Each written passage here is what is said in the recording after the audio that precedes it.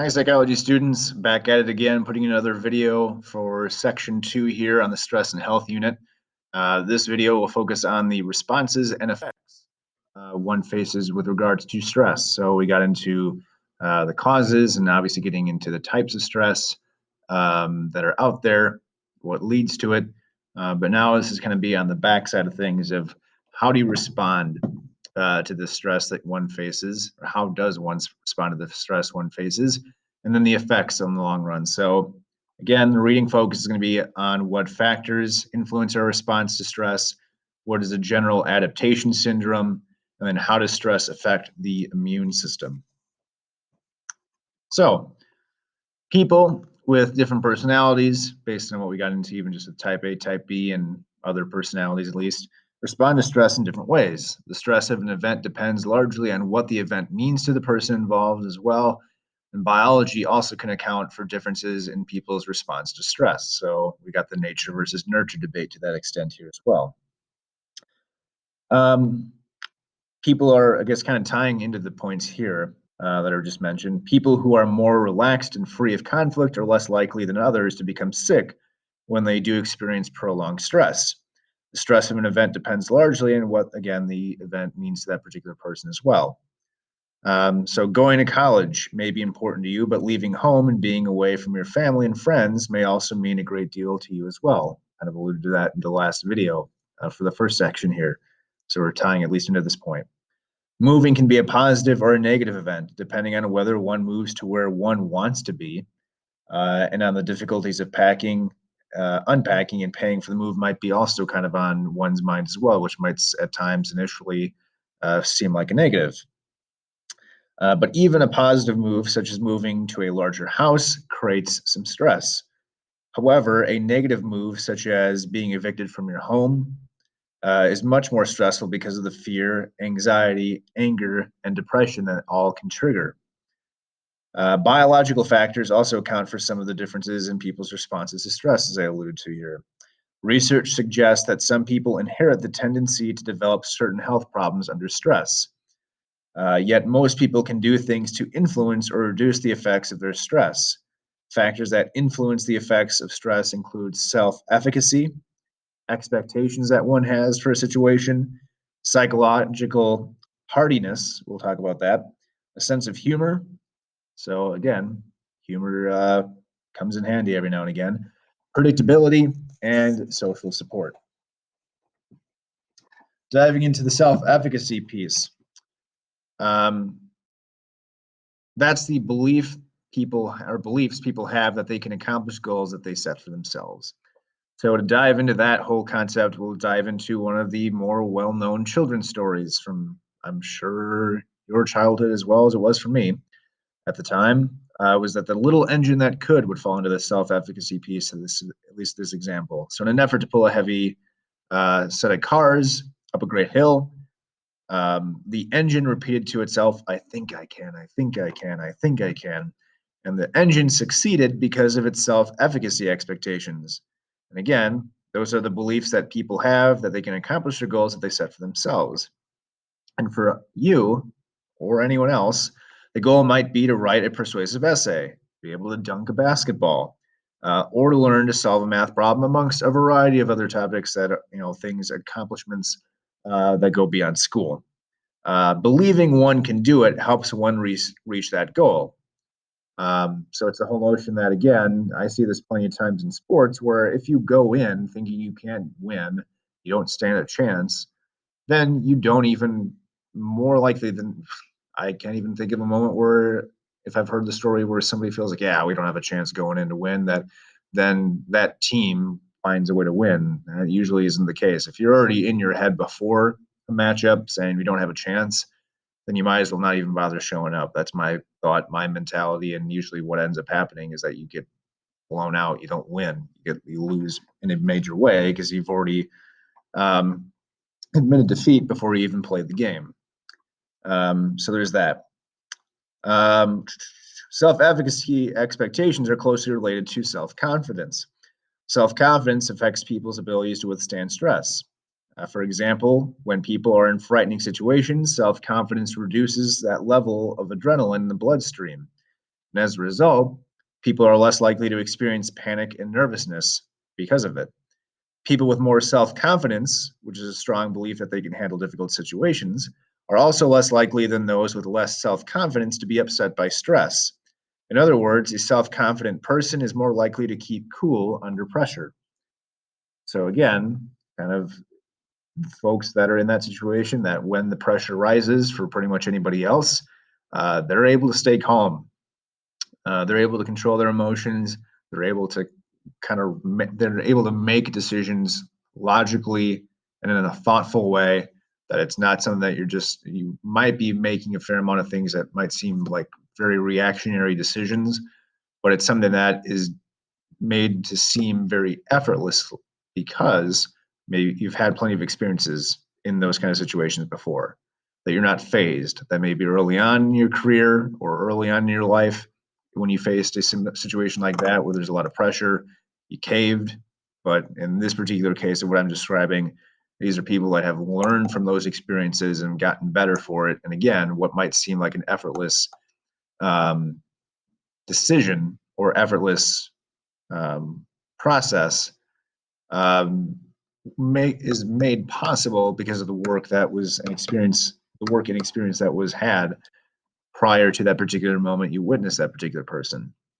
So again, there's a lot of things and I'll probably tie into that here as well, but there's going to be a lot of things if I'm just going from the sports example that, if you don't have a lot of self-confidence going into a game, it might be simply just from the fact that a week of practice may have shown that, yeah, we didn't really do very well, weren't as intense, weren't as focused, kept making plenty of mistakes and the same ones over and over. That, yeah, there are those doubts, and one would have every right to feel that way if that's the case in this particular example. But again, it's the notion that even if you have that experience and you still want to be able to compete and go and win, you have to put that in the back of your mind and hope. And I know that's a dangerous thing to dive into, at least just this example, that you hope that, again, whatever happened during the week in practice stays there. That when it comes time for the game, things go as you would have wanted or expected, or maybe you've seen throughout a season or in weeks prior. That's kind of a whole other thing there as well. Another concept, at least, that we get into when we talk about responding to stress or what impacts one's ability to respond to stress is psychological hardiness. And that is a personality characteristic that helps people withstand stress. Obviously, thank you, Captain Obvious, myself there. The research on psychological hardiness is based on the pioneering work of Suzanne Kobasa and her colleagues. They studied business executives who were able to resist illness despite heavy workloads and stress on the job. Talked about kind of that notion before that, again, for some people, if you compound stress too much, good or bad, even, or bad or good, even, that can lead to health problems for plenty of people. But there are some that doesn't phase them, or it seems like it doesn't, at least on the health side of things. The researchers found that these psychologically hardy executives differed from other executives in three important ways. One is commitment, that the hardy executives were highly committed to their jobs and that they believed that their work was meaningful, even though it was demanding and stressful. That, yes, you might be kind of battered and bruised with the pressures and everything that's with the job, um, but you're committed to it. You see the light at the end of the tunnel. You know why you go through the challenges and struggles that you do because in the end, you get to where you want to be. Um, and they also regard their stress as a source of motivation rather than as something that was victimizing them. Hello, I was going with venom. I was thinking of the Mamba mentality and thinking of venom. Anyways, so there's that as well. So it's the whole notion that, again, you use that as a way to motivate yourself. That it's not something that you feel you want to cave under, or it's going to weaken you in any way, shape, or form. That's something that you want to throw all sorts of adversity at me. I'm going to rise up to the challenge and do my best. So again, I keep going to the sports analogy here, but it's the notion that, again, especially if you're in a team sport, maybe you're dealing with your team a lot of injuries. There's plenty of players out, and you're relying on new people, and you're kind of one of the last ones standing that are still healthy, that maybe are the core group of that particular team. And so for some people in that spot, they'd say, screw this, the season's over. I might as well kind of just mosey on along and I'll just go through the motions, but I know the season's lost. Others could see that opportunity as a way to say, okay, you know what? We're going to still get through this. And I'm going to motivate the rest of the players on my team to hopefully reach that level of success that even though that like achieve that level of success that we would have expected with a full and healthy team.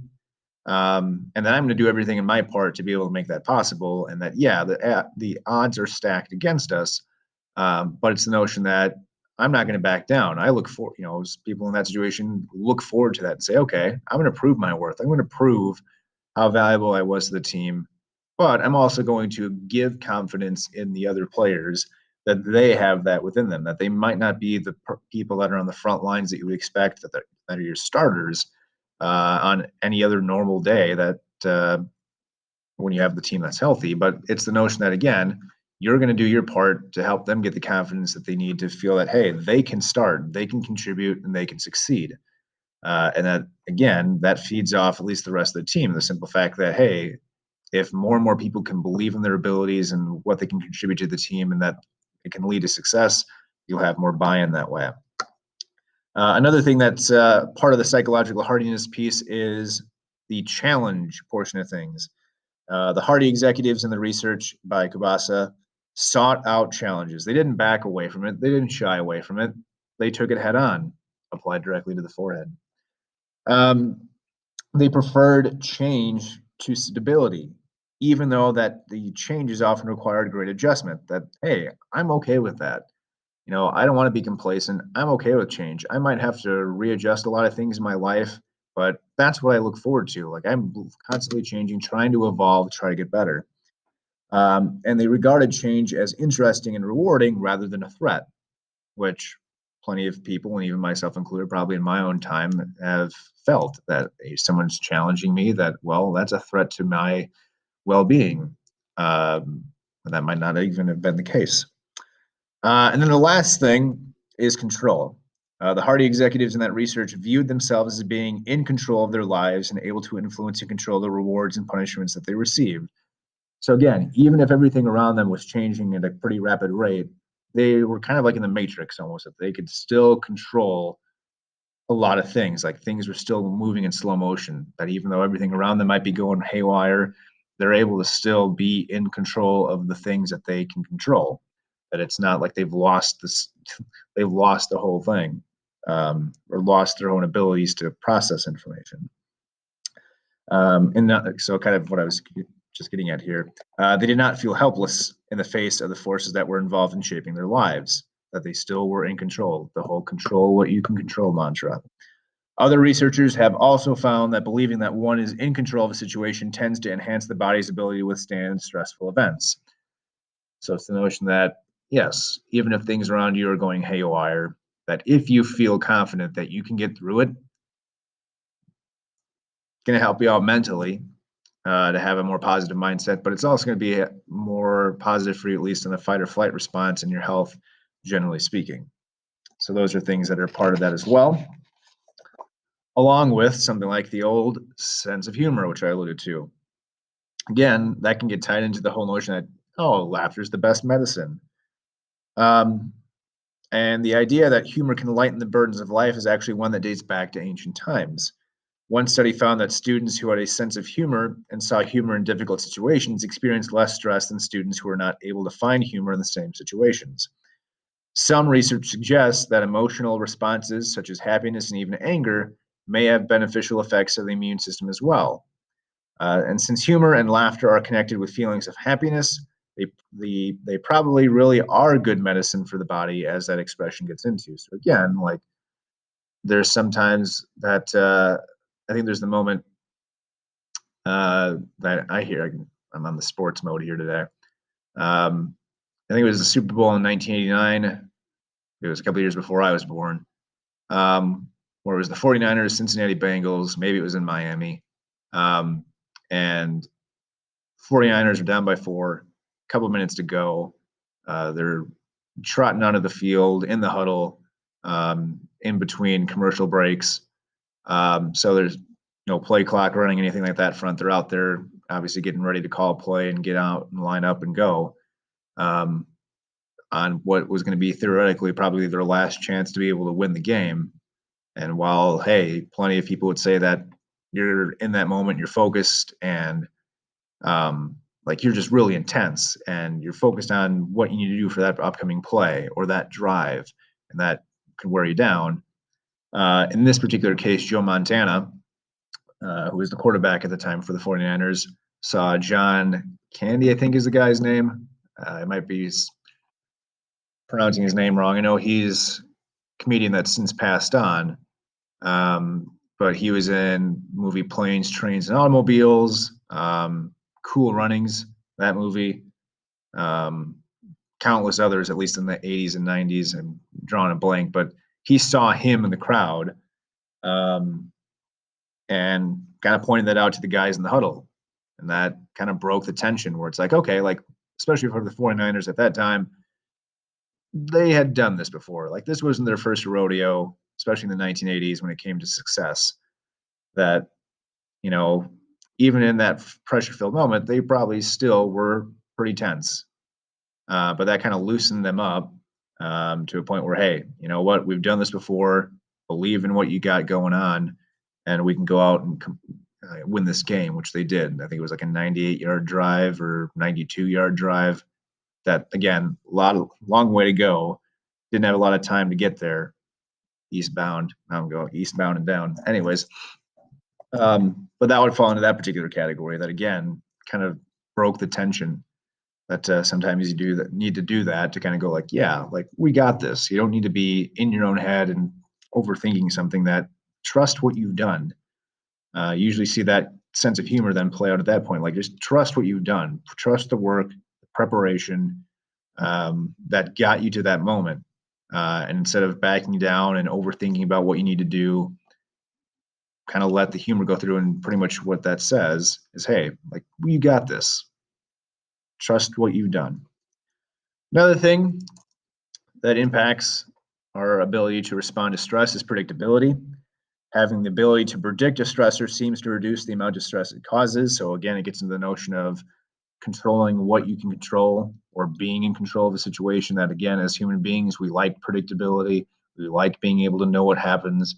We don't like when things are unpredictable and we can't really plan for things in advance. Or some eventually get better at being able to do those kind of things. But generally speaking, I would say human nature would have us say that, yeah, we would prefer predictability when it came to the things that happen in our life. Predictability allows people to brace themselves for an event and, in many cases, to plan various ways to cope with it, kind of just what I alluded to here. And since having control of the situation helps reduce stress, having prior information about the expected stressor gives people a feeling that they will be able to deal with it. For example, ill people who ask about the medical procedures that they will undergo and the pain they will experience tend to cope with the stress better than ill people who do not know what to expect. You have that going in, hopefully it'll be a better experience for you in the long run. And then social support. I know I think I got into this at least with the first video as well, to some extent, but this is very important and it's something that I especially see in a school setting. That the social support piece talks about this presence and interest of other people provide the social support that helps people cope with stress. Um, so like psychological hardiness, social support helps insulate people from the effects of stress. People who lack social skills and spend most of their time alone seem more likely to develop infectious diseases when they are under stress, actually. Um, there are several ways to provide social support for people who are under stress. One is to express your concern by listening to people's problems and offering sympathy, understanding, and reassurance that things will get better. Another way is by providing physical relief by offering the material support and services that help people adjust to stress. So, financial assistance, food, shelter. Another way is to offer information, including advice that helps people cope with stress. That again, maybe you've experienced something similar and you've gone through that moment in your life, that maybe that can help out a person to know that there are better days ahead. And there's also the ability to provide feedback to help people understand or make sense of what they have experienced. Again, that comes from maybe potentially experiencing those things yourself. Socialize. Another thing you can do is socialize, which includes talking, playing, or just being with the person or people under stress. And research clearly suggests the value of social support. For example, older people who have social support recover more rapidly from physical problems than older people who have no support. Um, so we'll talk about our senior citizens on that front. People who have buddies who join them on an exercise program are more likely than others to stay with the activity. But again, unless you're a real true self-starter, it's hard to be able to stay committed to physical activity or working out, which I know that firsthand, than not.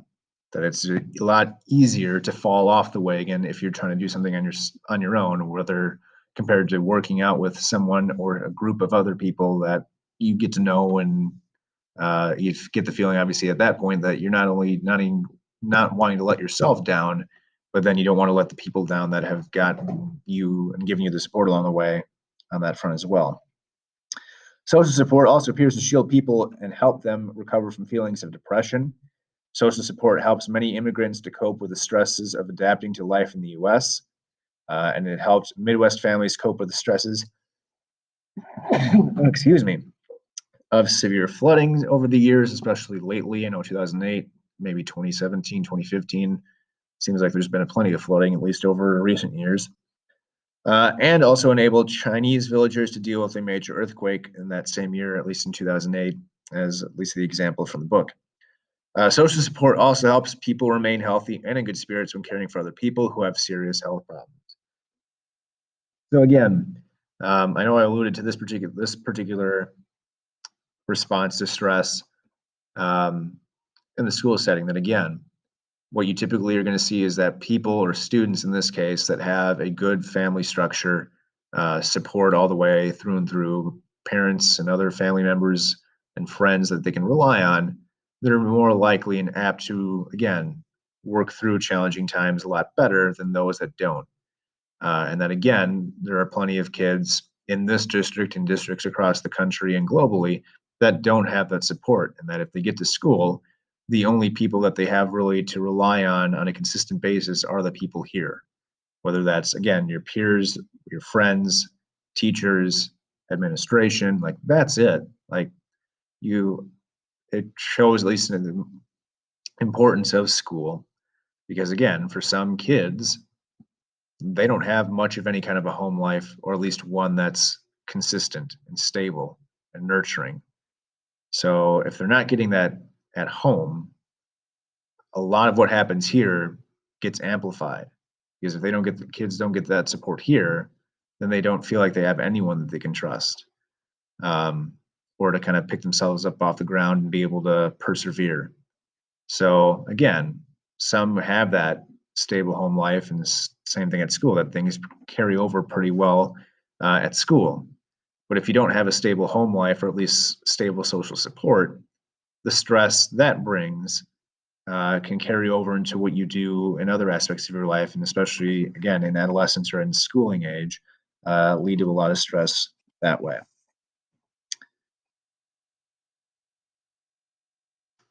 So the next thing we'll dive into is the general adaptation syndrome. Um, so give me some background here. Here we go. So how is it that daily hassles, life changes, conflict, and other sources of stress often make people ill? Something that maybe you've experienced in your lifetime. Stress researcher Hans Selye suggests that the body under stress is like a clock with an alarm that does not shut off. Hans observed that different stressful situations each produce similar responses by the body. Whether the source of stress was a financial problem, a physical threat, or bacterial invasion, the body's response is always the same. Hans labeled this response as the general adaptation syndrome. And the general adaptation syndrome has three stages: the alarm reaction, um, which is, hold on, the alarm reaction is initiated when the stressor is perceived. This reaction mobilizes the body for defensive action. And at least in the early 1900s, Psychologist, or physiologist, excuse me, Walter Cannon described this alarm system as the fight or flight reaction. Animals and human beings experience this fight or flight reaction in similar ways. Consider an animal's reaction when a stranger approaches or when the animal notices some other changes in its environment that signals possible danger. A person may react in the same exact way. Imagine that as you are about to go to sleep, you hear a loud noise in another room. Like the animal, you also would become alert to your environment and sensitive to any sight, sound, or other stimulus around you that might indicate danger. Your body is in the fight or flight mode that occurs when danger is perceived to be present. During the alarm reaction, the sympathetic nervous system is then activated, and this produces a flood of stress hormones that act to prepare the body to deal with the stressor. And adrenaline and noradrenaline, as we talked about way back a few months ago, arouse the body to help it cope with threats and stress. And then corticosteroids and ACTH protect the body from allergic reactions, such as difficulty breathing. And once the stressor or threat is removed, the body then returns to its previous state. So we have that going on. The next stage is the resistance stage, at least here, in the general adaptation syndrome. So if the alarm reaction mobilizes the body and the stressor is not removed, people enter the resistance stage. And during this stage, people attempt to find a way to cope with a stressor to avoid being overwhelmed by their negative reactions. The body then tries to regain its lost energy, repair damage, and restore balance. However, people may still feel enough of strain to continue experiencing some physical symptoms. And then lastly, we have the exhaustion stage. If the stressor is still not removed, people may enter the exhaustion stage. If this stage, or at this stage, the adrenaline and other glands activated by the fight or flight reaction can no longer secrete hormones. People's muscles become worn out, and their heart and breathing rates slow down. And as resource available to combat stress becomes depleted, people reach a breaking point. Continued stress during the exhaustion stage may cause people to develop health problems ranging from allergies and hives to ulcers and heart disease, and even all the way to death. So again, something that, generally speaking, people do experience. But again, it's something where I could almost kind of equate it to where people are always constantly on the go, especially kind of here at school, in this particular environment and setting, and that you just kind of run on that adrenaline, that you're pretty much in stage one, potentially at least in stage two, pretty consistently.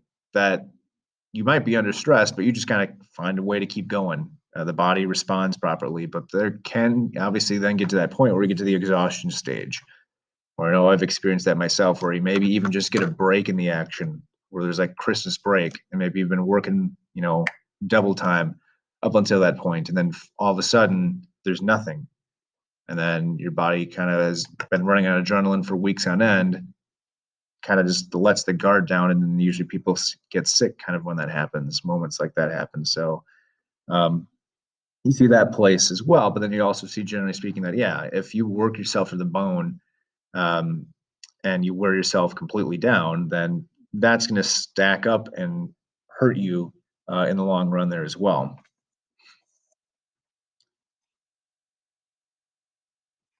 Getting at least into the effects on stress, we'll get into that here on the immune system. That'll be the last thing for this section. Um, Stress does impact, as I kind of alluded to in the first section and this so far, with our ability to cope with disease. Research shows that chronic stress suppresses the body's immune system. And the immune system itself, you might think that some people are not exposed to the kinds of organisms that cause serious health problems, but actually that's not true. Most people are exposed to a great variety of disease-causing organisms. However, an intact immune system fights off most of them. How does the immune system fight against disease? The immune system prevents disease by producing a white blood cell or white blood cells that destroy disease-causing microorganisms like bacteria, fungi, and viruses.